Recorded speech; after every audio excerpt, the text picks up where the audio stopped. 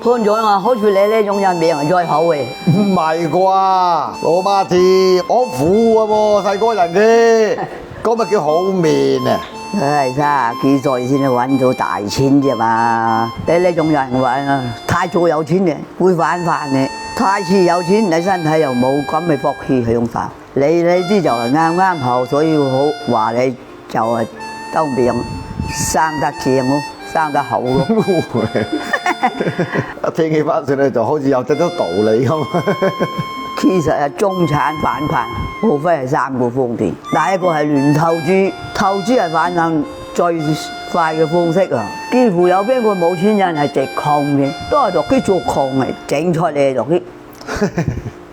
好多人有錢又陷入呢種嘅問紅利啊，人生冇意義嘅狀態嘅。就想做啲乜嘢投資啊、炒樓啊、做生意啊咁嚟流啲嘅，因為個腦袋衝動啫喎，冇諗清楚，亂嚟咪好易變冤內啊！你自己增加滿喎。事實係喎，好似我以前投資呢，真係蝕咗好多錢喎。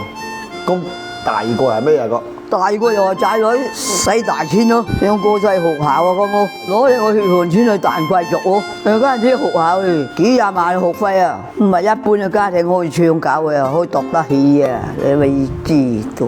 你收入又唔係好穩定，但係幾廿萬嘅學費又穩定嘅嘛。咁你咪話有3個嘅咩？咁你第3個係乜嘢啊？就叫我咯，錯咗落區嘅運氣，讀住落區嘅實力。好多人有錢係機會嚟咗，好多人有錢係機會嚟咗，幫口嚟咗，食咗波紅利。好多人就讀住落區嘅實力，唔係運氣，讀住落區就乜都揾得到嘅。嗰陣時使到啲冇乜人太好時又揾返嚟啊！但係講真啊，佢啊人賺錢係一陣嘅啫，唔係話一輩子嘅。如果一個人啊40歲以上先開始有錢，佢已經經歷過捱過好多艱苦，做過好多窮人，已經達到今日嘅啦。受過難就算年紀大啲誒，更加睇得好清楚嘅，睇咗好多嘢嘅，就冇咁強嘅消費能力同追求。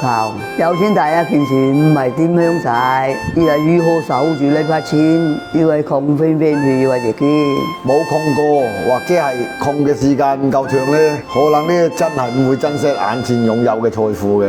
咪所以話你就係有錢就唔好亂咁揈，唔好曬腳唔抹腳，一定要有積蓄，就係咁簡單。一次窮唔代表一世窮，一次富都唔代表一世富嘅嘛。人生只有你試到最後先係贏家。冇錯冇錯，嗱你哋話我老媽子講得啱唔啱啊？嗱，精神。